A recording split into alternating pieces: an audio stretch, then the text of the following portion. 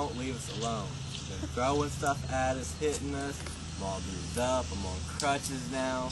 She is just insane. And across campus, and out of nowhere comes this bird. She starts attacking us. She bruises us. She hits us with branches. It's terrible. You guys should do something about this and give us a community. 3 days in a row we were attacked by this horrific, terrible bird. We're all beat up. We really need a community center here. Bird's just crazy.